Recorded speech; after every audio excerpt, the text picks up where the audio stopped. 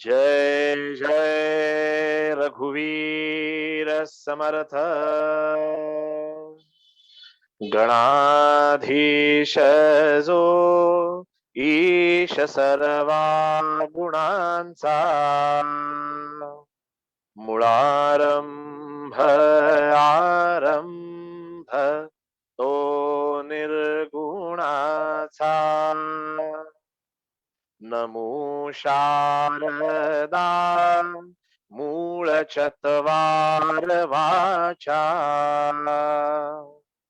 गमुपंथ आनंत या राघवाचा।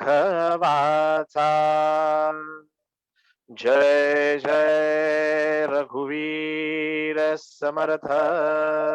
विशेष करून मला आज सांगायचं असं आहे की जरी आजच्या कार्यक्रमाचं शीर्षक ही मनाची मॅनेजमेंट असं जरी असलं, किंवा आता यानं जसं आता आपल्या अर्णवनी जसं सांगितलं की आता कोरोनाची एकूण जी काही सगळी पार्श्वभूमी आहे, या पार्श्वभूमीवर अनेकांना ताण आहे, स्ट्रेस आहे, आणि मग बहुतांतरी साधने त्यांनी सांगितलं. मूळ मुद्दा असा आहे की मनाची मॅनेजमेंट किंवा मन हा जो महत्वाचा मुद्दा आहे, या मनामध्ये डोकावण्यासाठी समर्थांनी 205 श्लोकांची निर्मिती केली. आता 205 श्लोकामध्ये जो अवयव आपल्याला दिसत नाही, ज्याचा थांग आपल्याला नीट लागत नाही, अशा अथांग मनाला समर्थाने 205 बरोबर पकडलं आहे. आणि मनाच्या श्लोकांचा अभ्यास करताना ही गोष्ट अशी लक्षात येते की यात ते 3 प्रकारांमध्ये हे मनाचे श्लोक मोडतात. म्हणजे पहिले 58-59 श्लोक जे आहेत हे कर्माचे श्लोक म्हणून जातात. त्यानंतरचे 131 पर्यंतचे जे श्लोक आहेत ते उपासनापर असतात, आणि तिसरे जे आहेत ते ज्ञानाचे आहे. त्यामुळे कर्म मार्ग, उपासना मार्ग आणि ज्ञान मार्ग या 3 गोष्टींमध्ये विभागले गेलेले 205 श्लोक आहेत. म्हणजे सज्जनो, हे गोष्ट लक्षात घ्या की कर्म त्यामध्ये उपासना जेव्हा ऍड होते, त्यानंतर आपल्याला ज्ञानाची प्राप्ती होते. आणि समर्थांनी या 205 मराठीत अत्यंत साध्या सोप्या मराठीत लिहिलेले श्लोक आहेत. आणि आज अनेक मुलं सायकोलॉजीचा अभ्यास करत असतात, सायकोलॉजिकल अनालिसिस करत असतात. अशा अनेक त्याच्यामध्ये कॉग्नेटिव्ह सायकोलॉजी, पॉझिटिव्ह सायकोलॉजी असे असंख्य प्रकार आहेत, कारण ते फ्रॉइड वाचतात. आणि माझं तर म्हणणं असतं, तुम्ही फ्रॉइडही वाचा आणि मनाचे श्लोकही वाचा. तुम्हाला तुमचा अभ्यास करता येईल, तौलनिक अभ्यास करता येईल. आणि एक प्रामुख्यानं गोष्ट अशी लक्षात येते की आपण हा शब्द अनेक वेळा ऐकलाय बघा, ब्रह्म आणि माया. फ्रॉइडची जी सायकोलॉजी आहे ही सगळी मायेची पुढची रूप आहेत. आणि समर्थाने मुळात हा कन्सेप्टच खांदून टाकलेला आहे की या माया भ्रमामध्ये अडकूच नकोस. म्हणून सगळ्यात मोठी त्रिसूत्री अख्ख्या मनाच्या श्लोकाची काय आहे, तर भय, भ्रम आणि तिसरा संशय. ही त्रिसूत्री अत्यंत महत्वाची आहे. जो जो म्हणून जन्माला येतो तो या तिघांनाही बरोबर घेऊनच येतो, की बरोबर एक भय असतच, भ्रम हा असतोच, आणि तिसरा संशय हा असतो. साधच आता त्यानं जे उदाहरण दिलं कोरोनाचे, बघा याच्या आधी आपल्याला खोकला येऊन गेलाय, त्याच्या आधी अनेक वेळा आपल्याला तापही आलाय, जो आपण इग्नोरही केलाय. काही वेळा आपण पटकन एक कुठली तरी दुकानात जाऊन क्रोसिन घेतली आणि विषय संपवून पण टाकलाय. पण आता घरात कोणी जरी शिंकला तरी सगळे एकमेकांकडे संशयाने बघायला लागले. म्हणजे भय हे आहेच, भ्रम हाही आहेच, आणि संशय हाहीच आहे. याची रूप, ज्याला परम्युटेशन कॉम्बिनेशन आपण म्हणतो, ती प्रत्येकाची व्यक्ती सापेक्ष असतात. पण समर्थ आपल्याला या मनाच्या श्लोकांमध्ये केंद्रस्थानी सगळ्यात मोठी गोष्ट काय शिकवतात, तर भवाच्या भये काय भीतो सदांडी, हरी रे मना धीर धाकासी सांडी. समर्थ म्हणतात ह्या सगळ्याचा साकल्यानं विचार केलास तर लक्षात येईल की याच्या केंद्रस्थानी असलेलं राम तत्व समजून घ्यायचं आहे. बऱ्याचदा लोकांचं असं होतं की रामतत्व म्हणजे नक्की काय, रामतत्व म्हणजे असं काही वेगळं काही जडजड आहे का. तर आपण या गोष्टीकडे आज बघण्याचा प्रयत्न करणार आहोत की खऱ्या अर्थाने रामतत्व म्हणजे काय. तर रामतत्व ही गोष्ट समजून घेण्यासाठीच मुळात कर्म, त्याच्यानंतर उपासना आणि तिसरं ज्ञान. जेव्हा ज्ञान प्राप्त होतं असं आपण जे म्हणतो, ते ज्ञानाची म्हणजे आत्मज्ञानाची प्राप्ती ज्याला होते त्यालाच खऱ्या अर्थाने रामतत्व समजतं. आणि मग त्याच्या लक्षात येतं की ब्रह्म आणि माया याच्यात नक्की फरक काय आहे. अनेक तरुणांना वाटत असेल की हे खूप जड असेल, ब्रह्म आणि माया हे शब्द आपण अनेक वेळा ऐकले, पण सज्जनो हे असं मुळीच नाहीये. आज मी पण माझ्या वकुबाप्रमाणे 8 वर्ष अभ्यास करतोय. अत्यंत सोप्या पद्धतीने समर्थनाची उकल केली आहे. आणि म्हणून आज आपण सुरुवात, जो आधी मी व्हिडिओ करून पाठवला होता, रामालाही नर्वस ब्रेकडाऊन झालं होतं, हे जे मी त्या व्हिडिओत म्हटलं होतं ते अत्यंत खरं आहे. खऱ्या अर्थानं आजच्या कार्यक्रमाच्या केंद्रस्थानी ते रामतत्व समजून घेण्यासाठी आज रामाच्या चरित्राकडे बघण्याची खूप गरज आहे. सगळ्यात पहिली महत्वाची गोष्ट म्हणजे आपले राष्ट्रगुरु समर्थ रामदास स्वामी यांनी वयाच्या 14व्या वर्षी वाल्मिकी रामायण स्वहस्ते जसंच्या तसं लिहून काढलं. बघा, वयाच्या 14व्या वर्षी म्हणजे साधारण आपल्याकडे 8वी-9वीत तो मुलगा असला पाहिजे. 8वी किंवा 9वी मध्ये जी मुलं रामायण अख्खं संस्कृतातलं समर्थाने लिहिलं, विचार करा त्यांच्यावर काय संस्कार झाले असतील. कारण खऱ्या अर्थाने त्यांना वाल्मिकी रामायण लिहिल्यामुळे रामाचं चरित्र, रामाचं चारित्र्य हे खऱ्या अर्थाने त्यांनी अंगीकारण्याचा प्रयत्न केला, नव्हे हाच त्यांनी गोल सेट केला. सज्जन हो, गोष्ट अशी आहे की समर्थांनी 12 वर्ष पुरश्चरण केलं आणि त्यानंतर 12 वर्ष तीर्थाटन केलं. आज याच गोष्टीकडे एक वेगळ्या प्रोसेस मधनं आपण बघण्याची खूप नितांत गरज आहे. रामानं सुद्धा वसिष्ठ ऋषींच्या आश्रमामध्ये आपलं शिक्षण पूर्ण केलं आणि त्यानंतर रामानं सुद्धा 3 वर्षाचं तीर्थाटन केलेलं आहे. आज वाल्मिकी रामायणामध्ये हे सगळं लिहिलेलं. आपला एक मूळ गैरसमज असतो की सश्रद्ध असणं म्हणजे दुबळं असणं नव्हे, आणि सश्रद्ध असणं म्हणजे विज्ञानापासून लांब गेलो असं तर मुळीच नव्हे. आणि समर्थ म्हणतात, जिथे विज्ञान संपतं तिथे ज्ञान सुरू होतं. वाल्मिकी रामायण वाचताना पदोपदी या गोष्टीची जाणीव होते की मनाच्या श्लोकांचा खरा स्रोत समर्थांना इथेच सापडलेला आहे. आज आपण त्या गोष्टींनी, त्या दृष्टीने त्या गोष्टीकडे बघायचा प्रयत्न करणार आहोत की 3 वर्ष रामानं जे तीर्थाटन केलं ऋषींच्या बरोबर, कितीतरी ऋषी त्या रामाच्या बरोबर होते. ते वेगवेगळ्या विषयावरचं त्यांना माहिती देत होते, ते सगळं दाखवत होते. हे सगळं जे फिरून आल्यानंतर एक पॉइंट असा आला की राम कुणाशी बोलेनासेच झाले. राम एकटा आपल्या महालामध्ये बसून असायचा, कुणाशी म्हणून बोलायचा नाही. आणि बघता बघता त्याने झोपण्याची आपली गादी सोडली, तो खाली जमिनीवरती झोपायला लागला. हळूहळू त्याचा अन्नावरचा हे उठून उठायला लागली, वासना उडायला लागली. आणि मग मात्र सगळ्यांना चिंता पडायला लागली की रामात असा काय अचानक बदल घडला, की राम असं का वागायला लागला. सर्वत्र अख्ख्या अयोध्येमध्ये ही चर्चा होती.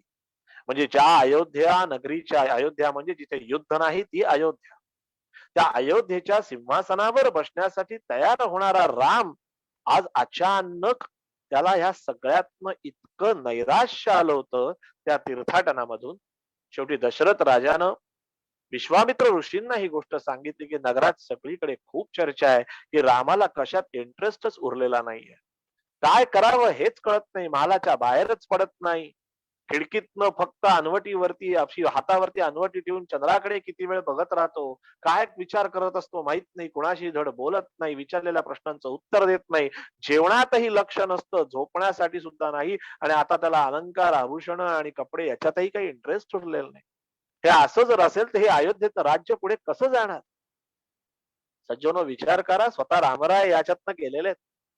आज या सगळ्याची उत्तरं मिळालीच पाहिजेत असं ठरवून दशरथ राजानं एक सभा बोलवली. त्या सभेमध्ये कोण कोण होते आहो. साक्षात वसिष्ठ ऋषी, विश्वामित्र, भरद्वाज ऋषी, असे सगळे मोठे मोठे ब्रह्मर्षी सगळे तिथे आलेले होते. प्रत्येकाला हे ऐकायचं होतं की रामाला नक्की काय झालंय. शेवटी रामाला आमंत्रण धाडण्यात आलं की तुला महालामध्ये राजांनी बोलवलं आहे.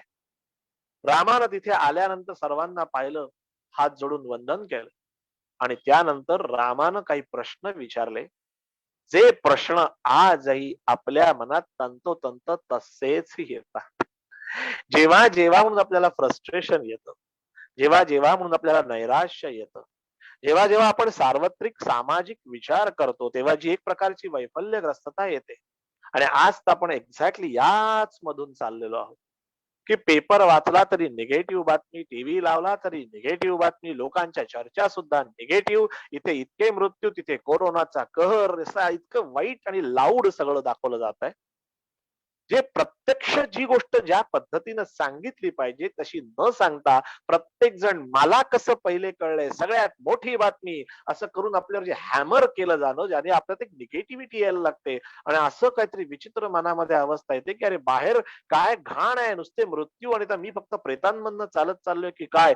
इतक्या टोकाचे विचार आपल्या मनात केवळ या चुकीच्या बातम्या वाचणं आणि ते घाणेरड्या स्वरातले ते सगळ्या न्यूज ऐकून जे श्रवण आपण करतो ना, ते आपण कॅरी करतो. एक्झॅक्टली ही प्रोसेस एक्झॅक्टली प्रोसेस आहे. आणि म्हणून समर्थ सांगतात श्रवण नेहमी चांगलं करावं, म्हणजे ऑटोमॅटिक विचारांमध्ये सुद्धा प्रभातच निर्माण होते.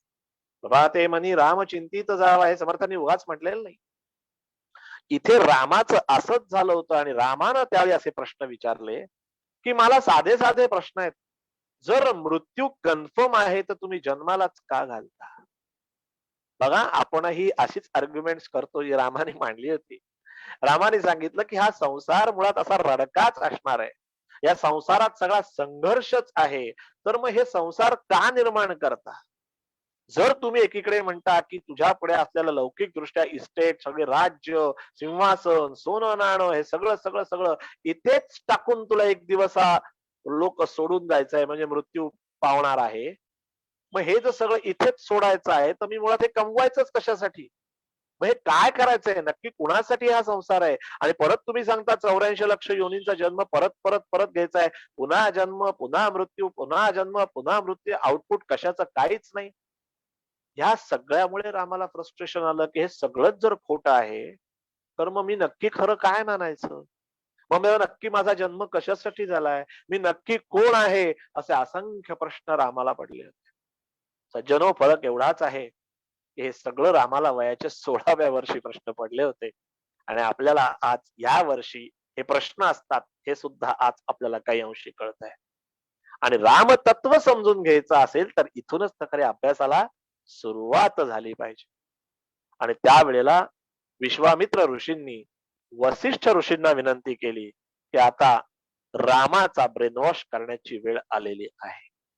आणि सज्जनो, त्यानंतर योग वसिष्ठ नावाचा एक सुंदर ग्रंथ वाल्मिकी ऋषींनी या दोघांमधलं डिस्कशन ऐकून जो लिहिला, तो योग वसिष्ठ ग्रंथ हा इतका अफाट ग्रंथ आहे की याचा दुर्दैवानं आपल्याकडे हवा त्या प्रमाणात प्रसारही नाही होत आणि याचा कोणी अभ्यासही नाही करत. पण मी तर असं पुढे सांगेन की योग वसिष्ठाचा तर अभ्यास जरूरच करा. पण समजा तो जड वाटला, कारण तो जड आहेच, तरी देखील तो अत्यंत सोप्या भाषेत आपल्या समोर पुन्हा एकदा समर्थाने दासबोधाच्या रूपातून आणि मनाच्या श्लोकातून मांडलेला आहे. तो जो श्लोक आहे ना, सदा सर्वदा योग तुझा घडावा. बघा त्यातला योग शब्द काय, हा योग नक्की काय आहे, आणि हे वसिष्ठ ऋषींनी रामाला समजावून सांगितलं आणि तेच समर्थांनी बरोबर नेमकेपणानं हेरलं आणि आपल्यालाही समजावून सांगण्यासाठी 205 श्लोकांची निर्मिती केली. सज्जनो, हा योग अत्यंत महत्वाचा आहे. दुर्दैवानं आपल्याकडे त्याला योगा म्हटलं जातं. अहो, आपला ओरिजिनल शब्द योग आहे. त्याला परदेशातल्या लोकांनी योगा आपल्याकडनं घेऊन गेलेत आणि आपणही त्यांचाच योगा शब्द कॅरी फॉरवर्ड करतो. नुसत्या वॉटर बॅगा हातात चटई आणि घड्याळाला लावून असे योगा होत नसतात. हा योग काय आहे हा समजून घेणं अत्यंत गरजेचं आहे. आणि म्हणून त्यावेळेला वसिष्ठ ऋषींनी रामाला 4 महत्वाचे मुद्दे समजावून सांगितले. योग वसिष्ठ ग्रंथ फारच मोठा आहे की ज्याच्यावर सेशन्सच्या सेशन्स होतील. पण आता आपल्याकडे जेवढा वेळ आहे त्या वेळेत पटकन किती सांगता येईल तेवढं सांगण्याचा प्रयत्न करतो की हा योग काय आहे. हा योग याच्यामध्ये इंद्रियाणा मनश्चास्मी असं समर्थाने दासबोधात म्हटलंय, जे कृष्णानं भगवद्गीतेत म्हटलंय. त्याच्यात त्याने सांगितलंय की तुझं मन म्हणजे मीच आहे. या पद्धतीने आपण जर एक दृष्टिकोन त्याचा विकसित करायला घेतला तर लक्षात येतं की वसिष्ठ ऋषींनी रामाला नेमकेपणानं काय सांगितलं. त्यांनी सांगितलं, रामा तुझे हे जे सगळे प्रश्न आहेत ना, या सगळ्याची मी उत्तरं देईन, पण सगळ्यात पहिले तुला हे समजून घेतलं पाहिजे की मन स्थिर करणं म्हणजे नक्की काय. आता सज्जनो राम तत्वाची सुरुवात होते हा. हे राम तत्व म्हणजे काय हा शब्द आपण असंख्य वेळा ऐकला असेल, पण आता तुम्हाला एक्झॅक्ट कळेल की रामाकडे बघितल्यानंतरच समजतं की जो सगळ्यात असूनही कशातच नाही, सगळ्यात बाजूला स्थितप्रज्ञता, त्याचं अलिप्तपण, हे जे आहे ना, या रामाच्या ज्या क्वालिटीज आहेत, अशा 75 क्वालिटीज रामाकडे होत्या. 75. विचार करा. या 75 क्वालिटीज रामाकडे होत्या आणि असं ते खरं राम तत्व समजून घ्यायला लागलं आणि त्याच्या मुळाशी जाऊन पोहोचलं. तर मगाशी समर्थाने जी त्रिसूत्री सांगितली, भय, भ्रम आणि संशय, हे सगळं त्याच्यातनच आपल्या जन्माला येतं. रामाला याच्या पलीकडे नेलं वसिष्ठ ऋषींनी. तो योग शिकवला आणि तो योग शिकवताना काय सांगितलं, 4 प्रमुख गोष्टी, की रामा तुला पहिले काय केलं पाहिजे, तर तुला सत्संग केला पाहिजे. दुसरं काय केलं पाहिजे, तुला वासना त्याग केला पाहिजे. तिसरं काय केलं पाहिजे, तर अध्यात्मशास्त्र विचारणम, हा तिसरा मुद्दा. आणि मग चौथा, प्राणस्पंद निरोध तुला शिकला पाहिजे.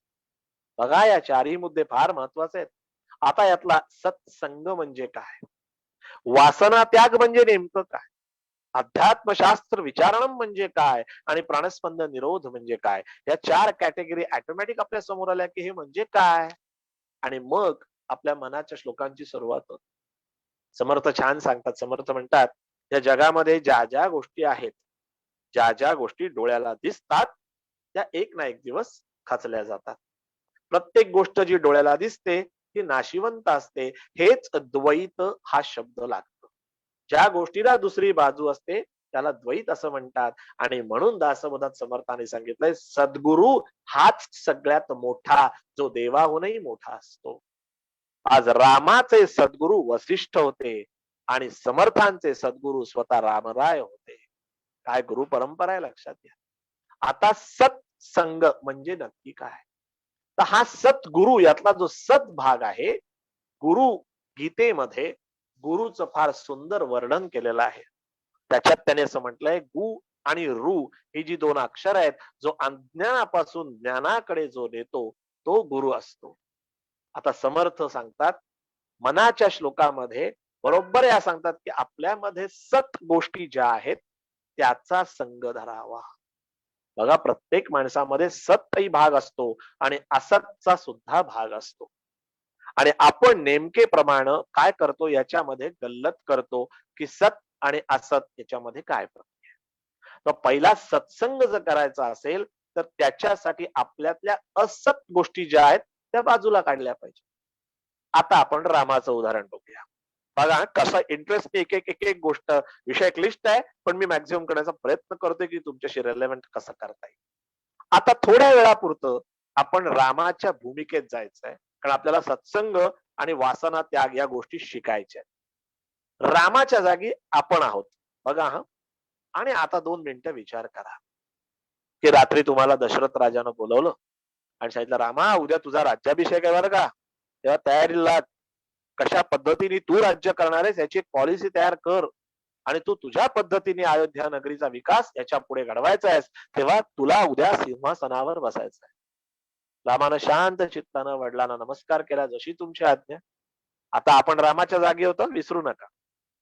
रामराय गेले महालामध्ये आणि सकाळी परत मंत्री सांगायला आले, तुम्हाला दशरथ राजांनी बोलवलंय. राम त्याच ह्याच्यात गेला की आता पुढचा आदेश काहीतरी वडिलांचा असेल. समर्थाने म्हटलंय पितृवचनांकित. राम कसा होता, पितृवचनांकित होता. पितृवचनाच्या अंकित होता, मी वडिलांच्या शब्दाबाहेर नव्हता.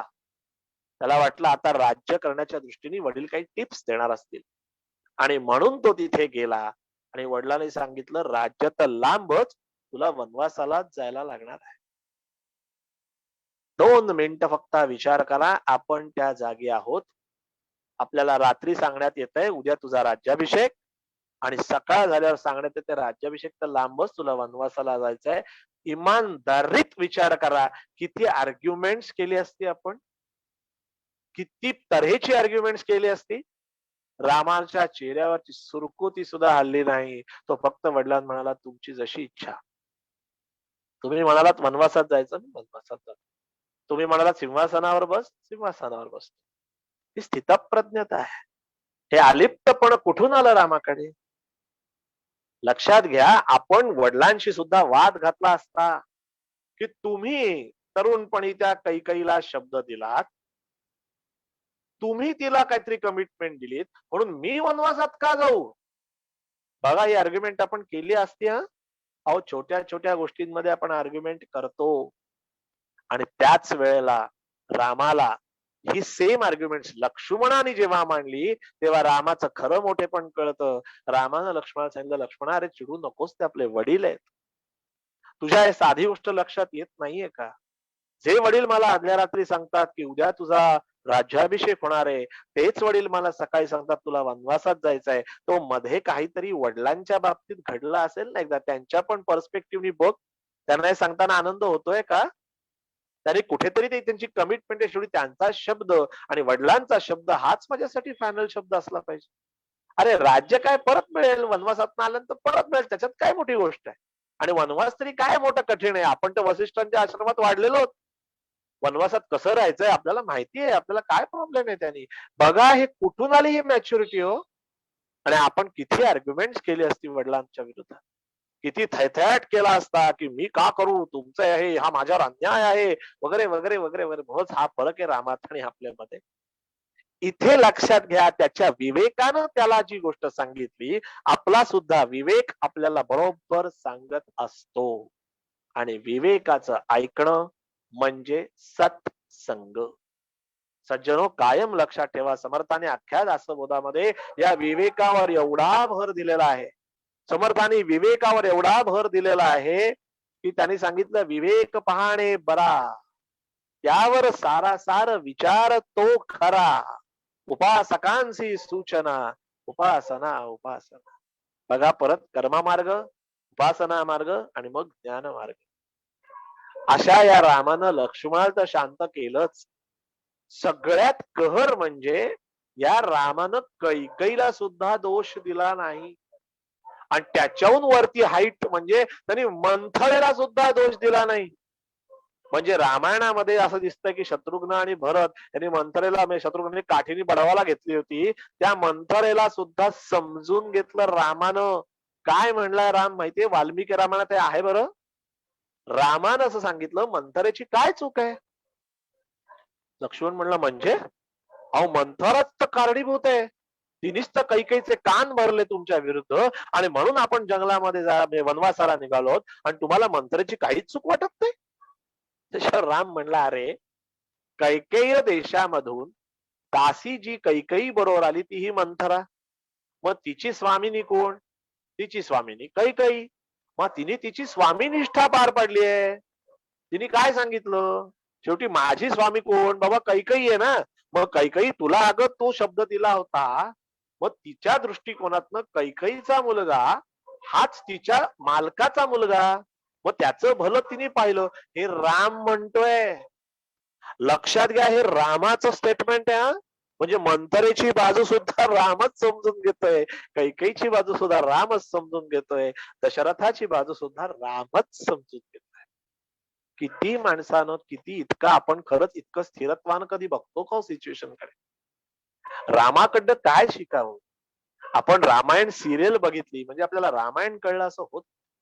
तरी ती सिरियल बरीच बरी होती. हल्लीचे बघायला सिक्स पॅक्स कृष्ण विष्णू तर शक्यच नाहीये. पण एक बाण इकडनं आला आणि एक बाण तिकडनं आला, एक बाण त्यातला गायब झाला आणि ज्याचा बाण शिल्लक राहिला तो जिंकला. हे आपल्याला लहानपणी एवढंच रामायण लक्षात राहील. पण आपण ज्या वयात रामायण वाचायला हवं, ज्या वयात आपण रामकथा खऱ्या अर्थानं ऐकायला हवी, त्याच वयात हे संस्कार आपल्यावर होतात. आणि मग खऱ्या अर्थाने कळतं की वाल्मिकी ऋषींनी प्रत्येक गोष्ट जशी आपल्याला हवी असते तशी लॉजिकली मांडलेली आहे. कुठेही चमत्कार रामायणात नाहीत. कुठेही चमत्कार नाहीयेत. आणि हे राम तत्व समर्थ जाणून घेत होते. हे समर्थांना जाणलं समर्थांनी, आणि तेच रामतत्व केंद्रस्थानी ठेवून प्रत्येक श्लोक समर्थांचा तसा आहे. आणि मग आपण एक वानगी दाखल, आणि मगाशी सांगितलं की पुराणातली वानगी पुराणात, वांगी नव्हे बरं का, वानगी. हा, तर पुराणातली वानगी ही पुराणातच असू नयेत, तर ती आत्ताच्या आयुष्यात दिसतच राहतात, कारण ती प्रतीक आहेत. समर्थ एक छान श्लोक सांगतात, श्लोक क्रमांक 6 आहे. बघा आत्ताचा सांगितलेला सीन आणि हा श्लोक क्रमांक 6 बघा. नको रे मना क्रोध हा खेदकारी. समर्थांचं वैशिष्ट्य आहे. प्रत्येक शब्दाला एक त्याने प्रोसेस दिलेली असते. उगाच लिहायचं म्हणून टळ मोला मग असं समर्थ कधीही लिहित नाहीत. समर्थ सांगतात मनाला पहिले काय पटवा, नको रे मना क्रोध. का? कारण तो खेदकारी आहे. क्रोधानं फक्त खेदच होतो, बाकी काही होत नाही. बघा साध्या साध्या गोष्टी आहेत, क्रोधावर आपला कंट्रोल नाही.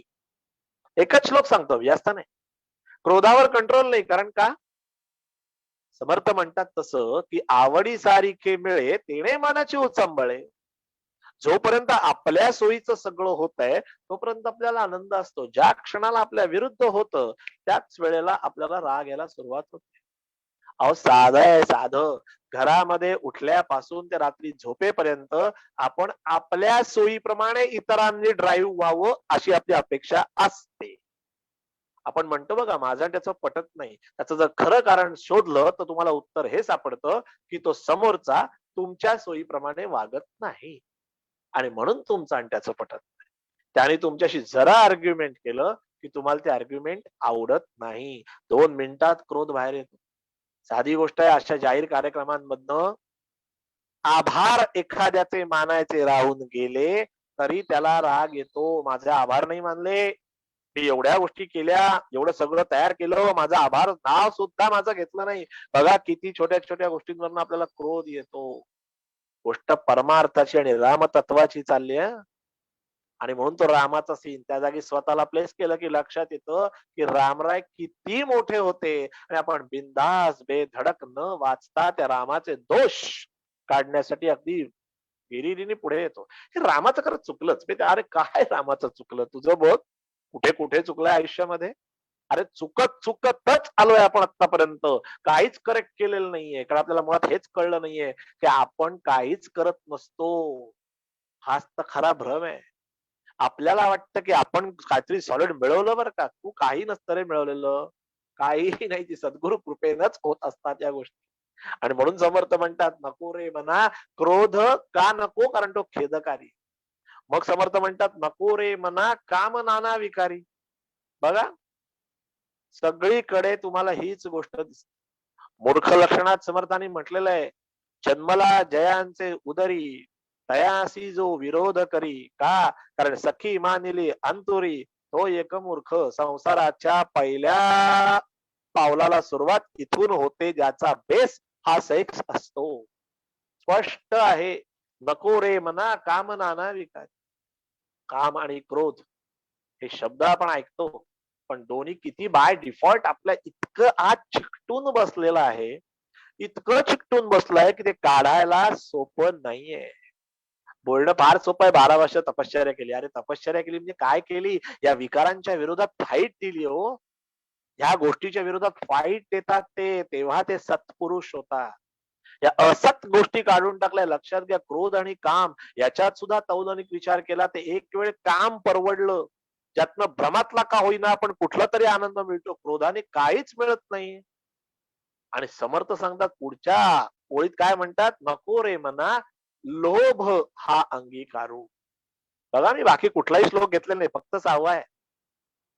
क्रोध खेदकारी झाला, काम नाना विकारी झाला. त्याच्यानंतर म्हणतात नको रे मना लोभ हा अंगीकारू. आहे ना, लोभच तर सगळ्याचं कारण आहे.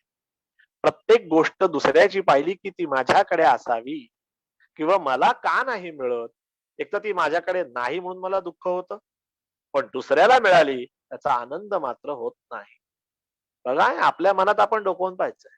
आपणासही पहावे आपण म्हणजे कळेल ज्ञान. साधं आहे, मी नेहमी उदाहरण देतो. पटकन एखाद्या मित्राने तुम्हाला सांगितलं की अरे आम्ही होंडा सिटी गाडी घेतली. आपण तोंडावर म्हणतो अरे वा क्या बात आहे मस्त छान. तो जरा पुढे गेला की आपण म्हणतो न गेला झालंय काय 4-4 जण घरी कमावतात. अरे पण कमावतात ना, चोऱ्या नाही ना करत. आनंद नाही हो. आनंद होत नाही. समर्थ म्हणतात परदुःखे दुःख व्हावे. एक वेळ जमेल, पण परसंतोषे संतोष व्हावे नाही जमत. दुसऱ्याचा आनंद खऱ्या अर्थाने आपल्याला वाटून घेता येत नाही. बघा आपल्या मनात किती विकार शिल्लक आहेत. हे सगळं असत प्रवृत्ती आहे. सत्संगाबद्दल बोलतोय मी. याच्यामध्ये डोकावून पाहिलं तर लक्षात येईल किती फ्लॉजेस आहेत आपल्यामध्ये. अहो, वाल्याचा वाल्मिक झाला, एका रामनामानं झाला. तो रामायण लिहून गेला. बघा हा, हा काम कसा चिकटून बसलाय. मला काही जण म्हणतात ना, तुम्ही रामायणामध्ये एकदा सांगता, पण त्यानं रामानं सीतेला जे सोडलं, हा तिच्यावर अन्याय नाही का? बघा हा, कॉन्फिडेंटली काही वाचलेलं नाही, काही माहिती नाही, अभ्यास काही नाही, चुका रामाच्या काढायच्या. तसा तो सीतेवर अन्यायच केलाय त्यांनी खरं म्हणजे. एखादं सांगितलं लक्ष्मणाची बायको उर्मिला, काय तिच्यावर किती अन्याय. अहो काय तिचा बिचारीचं लग्न होऊन आली काय, नवऱ्याबरोबर आपला नवरा दिराबरोबर गेला काय. म्हटलं तुम्ही कधी उर्मिलेला विचारायला गेलात का हो? उर्मिलेला विचारलं का की तुला दुःख झालंय का हो, तिला अभिमान वाटलाय, आपला नवरा कुणाबरोबर गेलाय, रामाबरोबर गेलाय. हे काय म्हणजे आपण किती उचलली जीभ लावली टाळ्याला. पण सगळ्यात महत्वाची गोष्ट, कारण आपल्या मनात तो काम भरलेला आहे, म्हणून हा प्रकार आहे. रामायणातून काय शिकायचं, की रामानं सीतेचा त्याग केला. वर्षानुवर्ष आपण गोष्ट ऐकली धोब्याची. मूळ वाल्मिकी रामायणात धोबी नाही, गावात सर्वत्र चौका चौकात ही चर्चा होत होती आणि त्या चर्चेतनं लोक एकमेकांना उदाहरण द्यायला लागली होती. लक्षात घ्या, त्याच्यावर मी नंतर कधी बोलेन. एकमेकांना उदाहरण द्यायला लागली होती, यार त्याच्यात काय, आता रामाने सुद्धा सीतेला परत घेतलं, मग समजा तुझी बायको चुकली तर काय फरक पडतो, अशा टाईपची चर्चा व्हायला लागली होती. सज्जनो, आपण आता विचार करताना हा विचार करायचा आहे, की राम होऊन गेला, सीता होऊन गेली, पण धोबी आजही जिवंत आहे. आजही आपल्या समोरून जर पटकन एक स्त्री आणि पुरुष एकत्र आले, तर पहिले आपल्या मनात काय येतं, यांचं काहीतरी दिसतंय, धोबी जिवंत आहे. हा धोबीवरती वर्किंग करा ना. त्या रामाकडनं काय शिकायचंय, त्या सीतेकडून काय शिकलो आपण. सीतेचं पातिव्रत्य ह्याच्याबद्दल आपण कधी चर्चा केली का? त्याच्यासारखं आपल्याला का जमत नाही ह्याच्यावर आपण कधी चर्चा केली का? आणि म्हणून मनाच्या श्लोकात समर्थ सांगतात, अहिल्याचं उदाहरण आपण सगळ्यांनी पाहिलं. अहिल्या शिळा राघवे मुक्त केली, पदी लागता दिव्य होवून गेली. मग काही जण म्हणतात, हो ती दगडासारखी होती, रामाचे पाय लागले दगडाची, लगेच ती जिवंत झाली. हे काहीतरीच असतं, असं कधी काय होतं का? असं नाहीच आहे. पण मुळात मुळात असं नाहीच आहे. होतं का काय, असं नाहीच आहे. रामायणात असं लिहिलेलंच नाहीये. आणि समर्थाने हा प्रसंग मनाच्या श्लोकात का टाकलाय, कारण तो सायकोलॉजीचा भाग आहे. इंद्रानं अहिल्याला गौतम ऋषींचा वेश बदलून गंडवलं, ही खोटी कथा आहे. अशी मुळीच कथा नाही. रामायणाचा अभ्यास करत नाही आपण. मूळ कथा अशी आहे, की अहिल्याला सुद्धा माहिती होतं की तो इंद्र आहे. लक्षात घ्या. पण त्यानंतर तिला जो शॉक बसला, की आपण काय करून बसलो. इंद्रालाही शाप दिला आणि अहिल्यालाही शाप दिला, आणि अहिल्याला असा शाप दिला, की अहिल्या, म्हणजे तुझ्या प्रदेशामध्ये याच्या पुढे कुठलंही पीकच उगवलं जाणार नाही, कारण तिथे हल म्हणजे नांगरच चालवला जाणार नाही. अशा उजाड, अशा ओसाड प्रदेशात, कारण मी आता हा आश्रम सोडून जाणार आहे असं गौतम ऋषींनी सांगितलं. आणि तिला सांगितलं, तुला शिक्षा म्हणून तू इथेच बसून राहायचंस. त्याच्यावरती म्हणजे मला उश्शाप तर द्या. तेवढे उश्शाप एवढाच, की इथे या आपल्या आश्रमात जेव्हा राम स्वतः येईल, तेव्हा त्यानं जर तुझा स्वीकार केला, तर तू माझ्याकडे परत ये, मी तुझा स्वीकार करेन. सज्जनो, तो जो शॉक घेतला होता ना आईलेनं, त्यानं ती दगडासारखी झाली होती. आणि ही जी मनाची अवस्था होते सायकोलॉजीत बघा, की रामनामानं तिने ती हळूहळू हळूहळू त्या अवस्थेत ती बाहेर आली.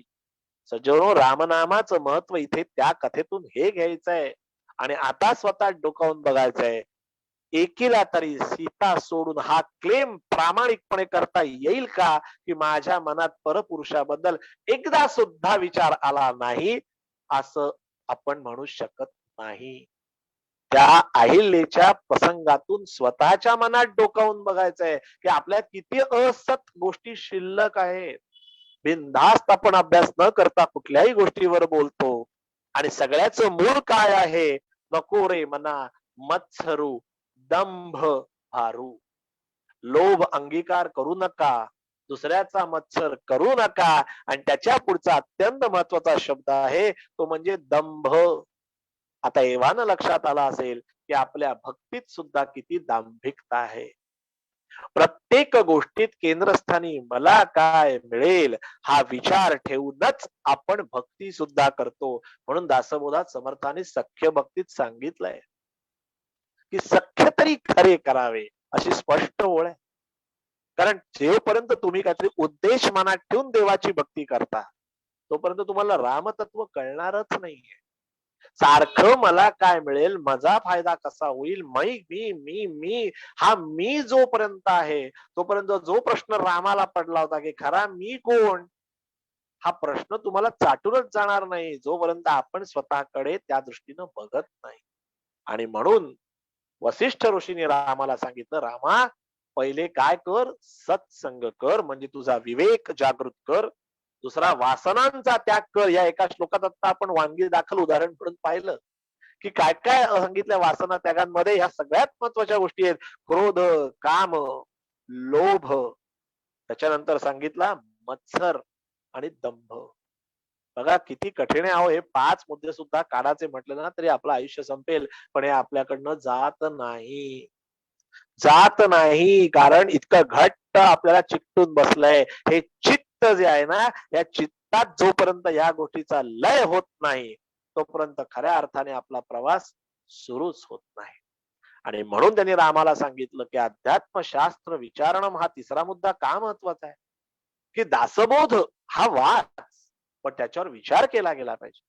मनाचे श्लोक रोज 13च वाच, पण त्याच्यावर विचार केला गेला पाहिजे की अध्यात्म म्हणजे नक्की काय आहे. आणि अध्यात्म याचा जर विचार करायचा असेल, त्या शास्त्राचा अभ्यास करायचा असेल, तर समर्थांनी सांगितलं पहिलं श्रवण केलं पाहिजे. श्रवणानंतर मनन केलं पाहिजे. श्रवण, मनन, त्यानंतर निजध्यास म्हणजे कन्सिस्टन्सी. जोपर्यंत आपण एखाद्या गोष्टीत सातत्य दाखवत नाही, तोपर्यंत तुम्हाला रोकडा साक्षात्कार होत नाही. साक्षात्कार म्हटलं की अनेकांना लगेच चमत्कार वाटतात. तो साक्षात्कार नव्हे, साक्षात्कार म्हणजे रिझल्ट. आणि रिझल्ट म्हणजे सरळ सोट सांगायचं तर क्लॅरिटी. आपण कुठेतरी चुकतोय ह्याची आपल्याला जी जाणीव होते, ते चांगलं ऐकल्याने होते. ऐकल्यानंतर त्याच्यावर केलेल्या मननातनं आपल्याला लक्षात येतं की अरे हे मी चुकतोय. आणि मग ती जी चूक होऊ नये याच्यासाठी मी त्याचा निजध्यास ठेवणं गरजेचं आहे. की रोज मनाला पटवायचं नाही हे असं करायचं नाहीये, नाही हे असं करायचं नाहीये. बघा याच्यातनं आपल्याला हळूहळू लक्षात येतं की आपल्यात ती ताकद आहे. आपल्या मनामध्ये ईश्वराचं तत्व आहे. आपल्या मनामध्ये रामाचं तत्व आहे. ते जागृत करण्याची ताकद त्या नामामध्ये आहे. आणि म्हणून ब्रह्मचैतन्य गोंदवलेकर महाराज तेच सांगतात, बाबा रे फक्त नाम घे. फक्त नाम घे, ते अजिबात जड नाहीये. चहुवर्णा नामाधिकार, नामी नाही लहान थोर, जड मूढ पैल पार पावती नामे, असं समर्थाने स्पष्ट दासबोधात म्हटलेलं आहे. नामस्मरण हे फार महत्वाचं आहे. नामाचं स्मरण हे त्या शब्दाची फोड आहे. नामस्मरण करणं गरजेचं. सांगायला गेलं तर खूप काही गोष्टी आहेत, पण आज आपल्याला जी गोष्ट आज सगळ्यात महत्वाची आहे ती राम तत्वाचा अभ्यास करण्यासाठी हे मनाचे श्लोक वाचा. समर्थाने सांगितले रोज 13च मनाचे श्लोक वाचा आणि 2च समास दासबोधाचे वाचा. मी खरंच सांगतो सज्जनो, हे कोरोना बिरोनाची काहीही भीती बाळगू नका. फक्त राम नाम मुखात घ्या आणि सद्गुरूच्या वचनावर विश्वास पूर्ण ठेवा. माझं बोलणं प्रचितीचं आहे लक्षात घ्या. आज माझं ऑपरेशन झालं. 15 दिवसानंतर मी आज एवढा इथे तुमच्या समोर बोलतो आहे. पण मी खरंच सांगतो माझ्या समोर काही स्क्रिप्ट नाही. फक्त मनाच्या श्लोकांचं पुस्तक आहे. मग हे सगळं कुठून येतं? हे सद्गुरूकडनं येतं. हो, हे अनुभवाचं बोलणं आहे. माझं ऑपरेशन झालं याचे ते सगळे माझे पूर्वसंचिताचे जे भोग आहेत ते मला भोगायचेच आहेत. मग सद्गुरू काय करतो हेही वसिष्ठ ऋषींनी रामाला सांगितलं. त्यांनी सांगितलं रामाला, रामा प्रारब्ध, नशीब हे सगळं खोट आहे बरं काय, असं काही नसतं. राम म्हणला मग म्हणे एकच शब्द सांगतो ते म्हणजे पूर्वसंचित. तुझं जे पूर्वसंचित आहे त्याचेच रिझल्ट तुला मिळत राहणार आहे. तू चांगलं काम कर तुला चांगलेच रिझल्ट मिळतील. तू वाईट काम कर तुला वाईटच रिझल्ट मिळतील. बघा मनाच्या श्लोकात समर्थाने म्हटलंय जनी सर्व सुखी असा कोण आहे. विचारे मना तुची शोधून पाहे. त्याच्या पुढची ओळ हीच आहे, मना तांचिरे पूर्व संचित केले तया सारखे भोगणे प्राप्त झाले. अहो अनेक गोष्टी कळत नकळत आपण दुसऱ्यांकडे सहजगत्या, साधं उदाहरण आहे. आपल्या एका वाक्यानं दुसऱ्याच्या घरामध्ये जर भांडण लागणार असेल तरी आपण ते वाक्य टाकून परत येतो. हा विखारी आनंद आपण कुठनं घेतो? अशी छोटी छोटी संचित आपल्या अनेक साठत जातात आणि मग आपल्या घरात काही वाईट झालं की आपण एक वाक्य कॉन्फिडेंटली म्हणतो. आपण खरं म्हणजे काय कोणाचं वाईट केलंय कोणास ठाऊक, पण झालं खरं. वाईट केलेलंच असतं. वाईट केलेलंच असतं, कधी कळत कधी नकळत. म्हणून पूर्वसंचित हा शब्द रामाला वसिष्ठांनी शिकवला आणि त्यांनी सांगितलं की याच्यातनं बाहेर पडायचं असेल तर तुझी कृती ही परफेक्ट पाहिजे. त्याला समर्थ म्हणतात आळशीपणा सोडणं हे एकमेव खरं सोल्युशन आहे.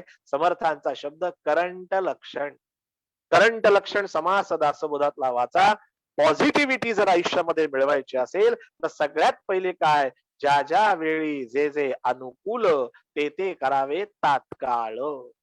बघा बऱ्याचदा असे प्रसंग होतात, तो प्रसंग घडून जातो आणि मग आपण म्हणतो खरं म्हणजे ना मी त्याच वेळेला हे केलं असतं ना तर आज हे घडलंच नसतं. मग कोणी थांबवलं होतं? कारण त्यावेळेचा तो आळस होता. समर्थ म्हणतात 99% तुम्हाला जे अपयश येतं त्या अपयशाचं खरं कारण तुमचा अचूक यत्न नसतो. म्हणून समर्थ म्हणतात यत्न तो देव जाणावा अंतरी धरिता बरे. आपण तो अंतरात धरून ठेवत नाही, हा तर त्यातला खरा प्रॉब्लेम आहे. मग ही डिप्रेशन्स येतात, मग हे नर्वस ब्रेकडाऊन, हे नैराश्य. कारण का? मुळात ईर्ष्या बाळगलीये, दुसऱ्याबद्दल मत्सर बाळगलाय, स्वतःतला दंभ ओळखलेला नाही. अजूनही आपण देवळात जातो, देवळात घंटा वाजवतो, नमस्कार करतो आणि जे देवासमोर रडायला सुरुवात करतो, मला हे दे ते दे, पण एकदा सुद्धा आपण दर्शन घेत नाही. आपण जातो देवळात देवाचं दर्शन घ्यायला, प्रत्यक्ष त्याला आपलं दर्शन घडतं. आपण त्या मूर्तीकडे टॉप टू बॉटम व्यवस्थित बघत सुद्धा नाही. त्या मूर्तीचं वैशिष्ट्य कसं आहे, त्या मूर्तीमध्ये काय आहे, ती कुठल्या दगडाची बनली आहे, त्याच्यात कुठली कुठली आयुध त्या देवाच्या हातात आहेत, असं कधी आपण शांत नजरेनं भगवंताकडे बघतच नाही. एकदा असे ओढीने पण जा की देवा मला दर्शन दे रे. म्हणून देवळात देवा तू कसा आहेस असं विचारायला आपण कधी देवळात जातो का? एकदा हा भाव मनात ठेवा, आपोआप नैराश्य निघून जातं, आपोआप पॉझिटिव्हिटी तुमच्यामध्ये यायला सुरुवात होते. सत्संग म्हणजेच प्रभाते मनी राम चिंतित जावा. प्रभाते मनी राम चिंतित जावा म्हणजे सकाळी उठल्यावर रामाचं नाम घ्या. हा एक अर्थ नक्कीच आहे, पण त्याचा गुह्यार्थ असा आहे की मनामध्ये ज्या वेळेला एक चांगला संकल्प येतो. उदाहरण द्यायचं झालं तर जनसेवा समितीने आज हा मनाचे व्यवस्थापना समर्थांवरचा कार्यक्रम आज आयोजित करण्याचा त्यांच्या मनात जो सत्य संकल्प आला, जो छान संकल्प आला, ती जी वेळ आहे ना ती वेळ प्रभात असते, लक्षात ठेवा. असा ज्या वेळेला आपल्या मनात काहीतरी चांगलं करण्याचा विचार येतो, समर्थ म्हणतात तात्काळ रामाचं नाम घ्या, त्या कार्यात तुम्हाला यश येणारच आहे. आणि म्हणून समर्थ म्हणतात की कुठल्याही गोष्टीचं यश प्राप्त झाल्यानंतर कर्ता राम असतो हे ध्यानात ठेवा. हे समर्थ असं म्हणतात, कर्ता मी म्हणविसी तेने दुःख पाविसी, पण कर्ता राम म्हणविसी तेने यश कीर्ती प्रताप पाविसी. सज्जनो खरंच सांगतो, मनाच्या श्लोकांवर मन कीर्तन म्हणून माझे जवळजवळ 125 एपिसोड्स युट्यूब वर आहेत, माझ्या वेबसाईटवर पण आहेत, ज्यात एकेका श्लोकावरचं निरूपण आहे. एकेका श्लोकावरचं निरूपण आहे, जे माझ्या वकुबाला झेपेल त्याप्रमाणे मी त्यात केलंय, ते जरूर बघा. www.jayraghuveer.com ही त्या वेबसाईटचं नाव आहे. ही फ्री आहे. त्याच्याबद्दल काही कोणाकडनं कुठला एक रुपया सुद्धा घेतला जात नाही. त्याच्यावर मन कीर्तन हे जे सदर आहे त्यात एक प्रत्येक श्लोकाचं निरूपण त्याच्यामध्ये आहे. jayraghuveer.com हे लक्षात ठेवा. कागद पेन असेल तर लिहून ठेवा. पण त्याच्यावर प्रत्येक श्लोकावरचं निरूपण आहे, ज्याच्यातनं तुम्ही अजून अजून चांगले साधक बनाल. अहो पहिला श्लोक आहे आणि त्यानंतर डायरेक्ट शेवटचा श्लोक आहे. मनाची शते ऐकता दोष जाती, मती मंदते साधना योग्य होती. चढे ज्ञान सामर्थ्य अंगी, म्हणे दास विश्वासिता मुक्ती भोगी. हा जो 205वा श्लोक आहे ना, याच्यात आपल्याला बरोबर खऱ्या अर्थाने फलश्रुती कळते की पहिले मनाची शते समजून तर घे. ती समजून घेतलीस की त्यातले दोष बाजूला जेव्हा निघतात तेव्हा आपण साधक होण्याच्या मार्गावर येतो, साधनेच्या योग्यतेचे होतो. म्हणजे जे वसिष्ठ ऋषींनी रामाकडनं करून घेतलं, तेच आपल्या रामानं आपल्या समर्थांकडनं करून घेतलं, आणि तेच समर्थांनी आपल्या समोर 205 श्लोक रूपातनं हा अख्खा योग वसिष्ठच ठेवलेला आहे. अख्खा दासबोध म्हणजे योग वसिष्ठ हाच ग्रंथ आहे. परत परत सांगतो, याचा अभ्यास जरूर करा. सत्संग, वासना त्याग, अध्यात्मशास्त्र, विचारणम, आणि त्यानंतर तुमचं प्राणस्पंदन निरोध. जी तुम्हाला योगासनं शिकवली जातात ती जरूर करा, कारण शरीराचं यंत्र जाणावे असं समर्थाने दासबोधात म्हटलेलं आहे. आणि आज ते यंत्राचा मेंटेनन्स नसल्यामुळेच या कोरोनाच्या वेळेत अचानक आता आपल्याला इम्युनिटीचं महत्व समजायला लागलंय. पण पहिल्यापासूनच जर हे यंत्र समजून आपण त्याचा मेंटेनन्स केला असता, तर आपली आज इम्युनिटी पहिल्यापासूनच चांगलीच असती. आजही ज्याच्या मुखी रामनाम आहे त्याला भ्यायची गरजच नाही. भ्यायचीच गरज नाही, कारण काही आजची आवश्यकताच पडत नाही. अहो, राम नामाची ताकद एवढी जबरदस्त आहे. समर्थाने सांगितलंय, चालता बोलता धंदा करिता. कारण काही जण म्हणतात, मग आम्ही कामधंदे सोडून काय रामनाम घेत बसू का? समर्थच आहेत ते. आपल्या आधीच त्यांना आपली नाडी माहिती. म्हणून ते म्हणतात, चालता बोलता धंदा करिता, खाता जेविता सुखी होता, नाना उपभोग भोगिता, नाम विसरो नये. नाम सतत चालू ठेवा, आपोआप सगळ्यांचं छान कल्याण होईल. कारण सद्गुरु कुणालाही बिनमुख पाठवत नाही. सज्जनो, आज एकादशीचा दिवस आहे. इतका छान चांगल्या प्रसंगी आज आपण हे सगळं निरूपण शांत चित्ताने इथे ऐकतात.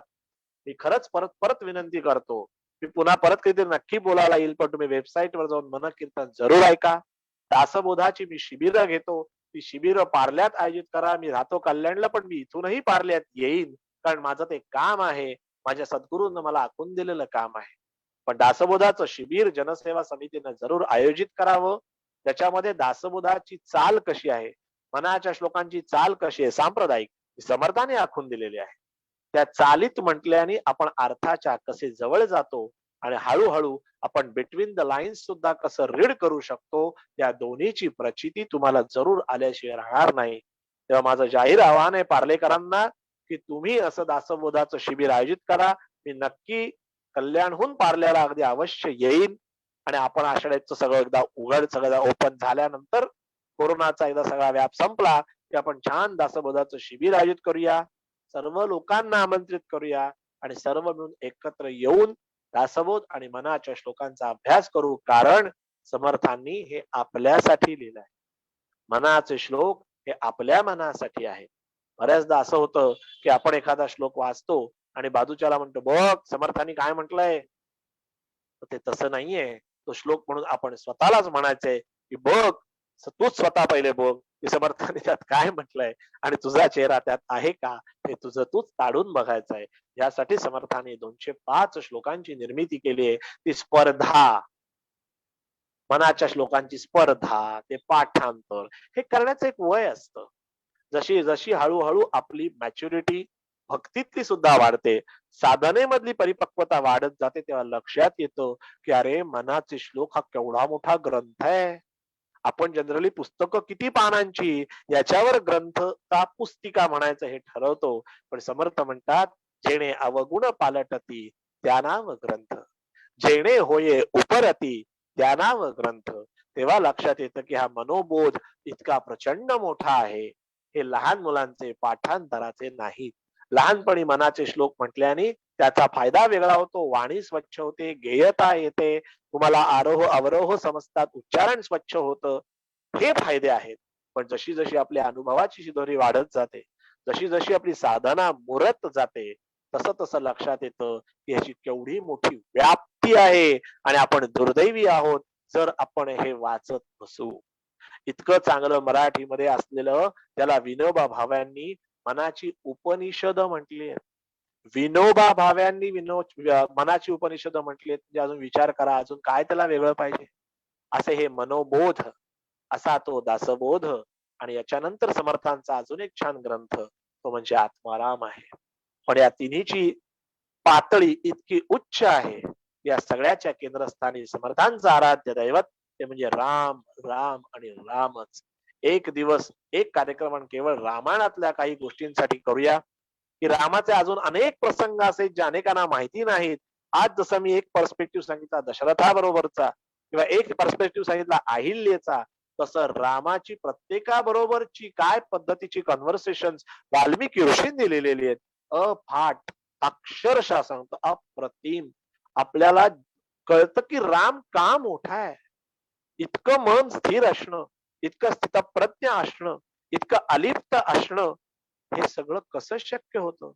म्हणून ते रामानं एका मनुष्याच्या जन्मात येऊन हे करून दाखवलंय. शेवटच्या नोटवर फक्त एवढंच सांगेन, कारण मला दिलेला वेळ संपलाय. गुरु गीतेचा उल्लेख मी सुरुवातीला केला होता, जो दासबोधात समर्थांनी केला. समर्थाने सांगितलं गुरुगीता वाचली पाहिजे. पार्वतीने शंकराला विचारलंय आणि त्याला शंकराने उत्तरं दिली आहेत. सज्जनो, इथे एक फार मोठी गोष्ट शिकण्यासारखी अशी आहे, की पार्वतीला शंकरानं उत्तर द्यायच्या अगोदर असं म्हटलं, पार्वती, अगं तू हा प्रश्न विचारून अख्ख्या विश्वावर उपकार केलेस. कारण आज मी जी तुला माहिती देतोय ही गुरुगीतेच्या माध्यमातून अख्ख्या विश्वाला पोचणार आहे. ही गुरुगीता पार्वती मातेमुळे शंकराच्या मुखातून निघाली. सेम आपल्या रामाने ते प्रश्न विचारून अख्ख्या विश्वावरच उपकार केले. कारण वसिष्ठ ऋषींच्या अंतरामध्ये जे चैतन्य होतं, त्या चैतन्याचं शिष्यत्व आपल्या रामरायानं पत्करलं. म्हणून वसिष्ठांच्या अंतरातलं सगळं चिंतन बाहेर आलं आणि ते वाल्मिकी ऋषींनी व्यवस्थित सूत्रबद्धतेने लिहिलं. म्हणून योग वसिष्ठाचा जन्म झाला.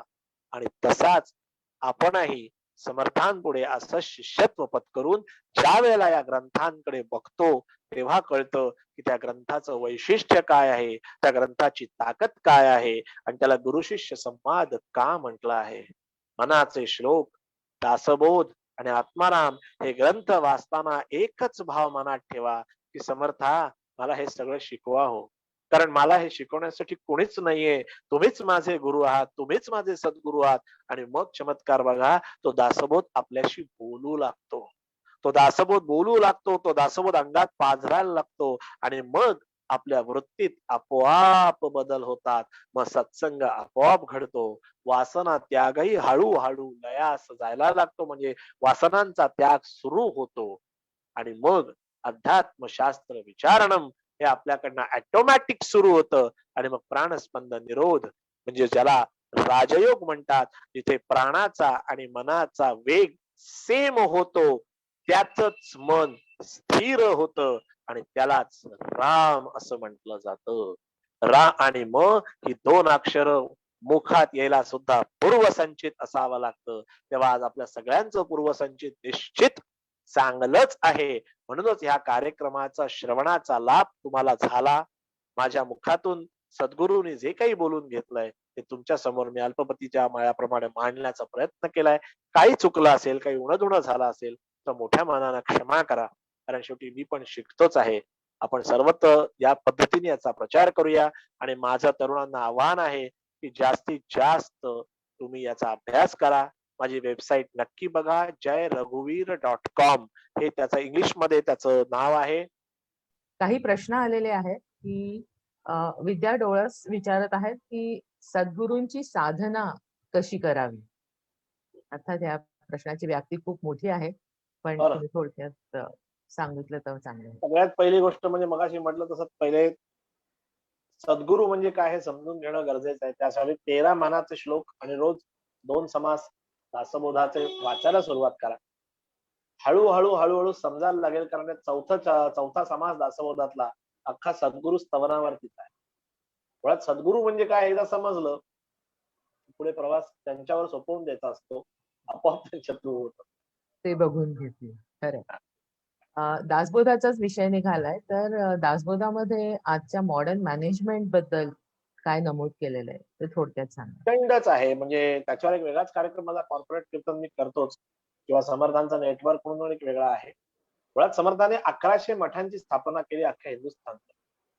आता नॅचरली विचार करा की आज आपण आपला व्यवसाय आहे त्याच्या 1100 ब्रँचेस आहेत. एवढं जरी इमॅजिन केलं तरी लक्षात येईल की केवढ्या पद्धतीचा व्याप आणि ताप झाला असेल. जर बरोबर. समर्थांकडे मोबाईल नाही, ईमेल नाही त्यावेळेला, आता सारखं ट्रान्सपोर्टेशन नाही, मोड ऑफ ट्रान्सपोर्ट तसा काही नाही. म्हटल्यानंतर काय पद्धतीने मॅनेज केलं असं. आणि पुन्हा हे सगळं पारमार्थिक. त्याच्यात काही पैसे मिळण्याचा काही व्यवसायाचा भाग नव्हता. त्यामुळे समर्थांनी 1100 मठांची जी स्थापना केली त्याचं कॉर्पोरेट ऑफिस चाफळ होतं. हम्म. सज्जनगड हे खूप उशिरा आहे. अनेकांचा गैरसमज आहे सज्जनगडावर समर्थ वयाच्या 68व्या वर्षी आलेले आहे.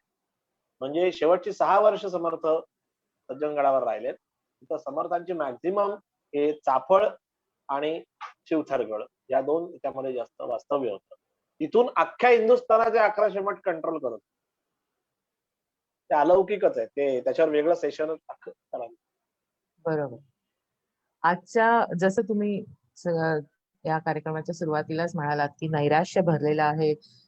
कुठेही तुम्ही बातम्या उघडा, पेपर वाचा, सगळीकडनं निगेटिव्हिटीच आपल्या अंगावरती सोडली जाते. तर अशा परिस्थितीत मनाच्या श्लोकातून ही पॉझिटिव्हिटी कशी आपल्याला मिळवता येईल? सगळ्यात पहिला अगदी छान प्रश्न हाच अपेक्षित होता मला. त्याचं कारण आहे मी म्हणून मुद्दामून मगाशी ते बोललो, की आपण काय वाचतो, काय ऐकतो, याचा सगळ्यात पहिला परिणाम हा आपल्या मनावर होतो. आणि म्हणून मी मगाशी म्हटलं, की श्रवण, मनन, निजध्यास, पुढे रोकडा साक्षात्कार या 4 स्टेप समर्थांनी दिल्यात. आपलं श्रवणाची सिलेक्शन चुकतायत. आपण जे उपलब्ध आहे ते ऐकत बसतो. असं होतंय तसं ते होता कामा नये. जर आपण सिलेक्शन बदललं, की रोज 13 मानाचे श्लोक ऐकले, म्हटले आणि ऐकले. ते ऐकण्याला फार महत्व आहे. एकदा आपण हे व्यवस्थित ऐकायला लागलो, की आपल्या विचारांना एक ऑटोमॅटिक चांगली दिशा मिळायला लागते, की खरं काय, खोटं काय, चांगलं काय, वाईट काय, हे खऱ्या अर्थाने समजायला लागतं. आणि मग विवेक जागृत होतो. एकदा विवेक जागृत झाला, की माणसाला ऑटोमॅटिक पुढचा प्रवास समजायला लागतो. पण श्रवणाचं सिलेक्शन मात्र आपलं चुकतंय हे 200% आहे. म्हणजे मी अनेक कार्यक्रमात सांगतो, की आपण कीर्तनाला जात नाही.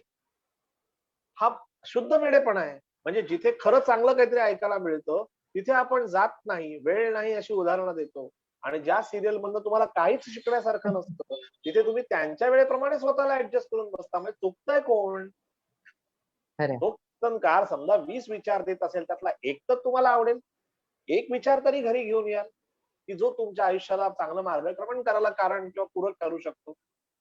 पण तुम्ही ऐकायला जे पाहिजे तिथे आपण जात नाही. वेळ उरला, अगदीच जमलं, इलाजच नाही, ओळखीचेच आहेत, अशी कारणं देऊन आपण जर कीर्तनाला जात असतो. समर्थाने दासबोधात म्हटलंय, कलयुगी कीर्तना वरिष्ठ. म्हणजे कलयुगाला कीर्तन तारणार आहे हे समर्थांनी सांगितलं आहे.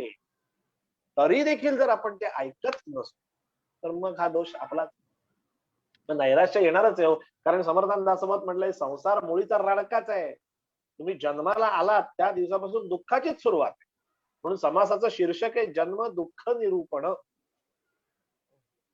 हा, जन्म दुःखाचे मूळ, जन्म दुःखाचा अंकुर, असं स्पष्ट म्हटलेलं आहे. जन्माला आलात म्हणजे दुःखाला सुरुवात. खरंय. त्यामुळे ही जेव्हा डेप्थ समजायला लागते तेव्हा एक वेगळाच आनंद मिळायला लागतो. आणि खरं जाणून घेतल्यानंतर माणसाला एक शाश्वत आनंद मिळतो.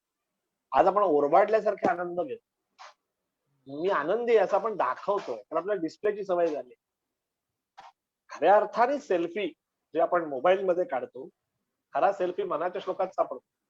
खरा सेल्फी दासबोधात सापडतो, की अरे हा तू आहेस आणि या ठिकाणी तुला वर्किंग करायचं आहे, इथे इथे तुला करेक्शन करायचं आहे, इथे इथे स्वतःला मोल्ड करायचं आहे आणि इतक्या इतक्या ठिकाणी तुला वासनांमधनं बाहेर पडायचं.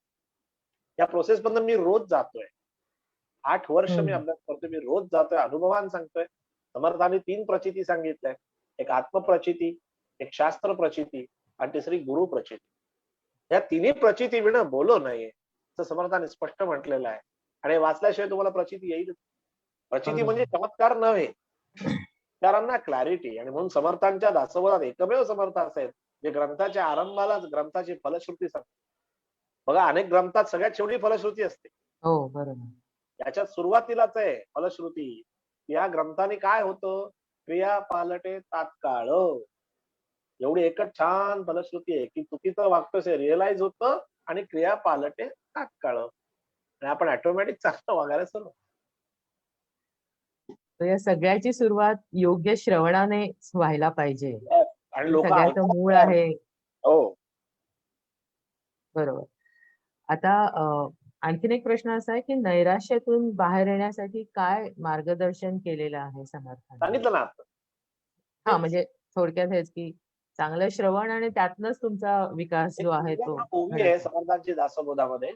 काही जण म्हणतात की वैराग्य किंवा ह्या ज्या गोष्टी नीट कळत नाहीत. अनेकांना ब्रह्मचारी आणि अविवाहित यातला फरक सुद्धा कळत हम्म. पण ब्रह्मचारी म्हणजे तो लग्न न केलेला असं म्हणतो तसं नाहीये. ज्याचं आचरण ब्रह्मासारखं आहे तो ब्रह्मचारी आहे. आणि दुसरी कन्सेप्ट असते ती अविवाहित त्याने फक्त लग्न केलेलं नाही. त्यामुळे वैराग्य ही कम्प्लीट वेगळी गोष्ट आहे. तसं नैराश्य ही बेसिकच गोष्ट चुकीची आहे की नैराश्यावर असं काही नसतंच हे नैराश्यच आहे. आपल्याला त्या आसक्तीतनं बाहेर पडायचं. कारण आपला भ्रम आहे की हे सगळं आपण निर्माण केलं. आपण काहीच निर्माण केलं. आपल्या कुठे काय हातात आहे हो? तो कोरोना दिसत सुद्धा नाहीये तरी एवढी लोक नेतोय. काय करू खरंय. शकतो? काही नाही. ते खऱ्या अर्थानं बघायला गेलं तर जे रामाचं आर्ग्युमेंट आजच्या कार्यक्रमात होतं तेच होतं ना. तो पहिले आपली हतबलता ही हम्म. समजूनच घेतली नाही, तर तुम्ही नैराश्यातनं बाहेर येणार का? राम नाम हे त्याच्यावर उत्तम सोल्युशन आहे. समर्थांनी गुरु शिष्य संबंधावरती काय मार्गदर्शन केलंय त्याच्याबद्दल थोडंसं सांगू शकाल?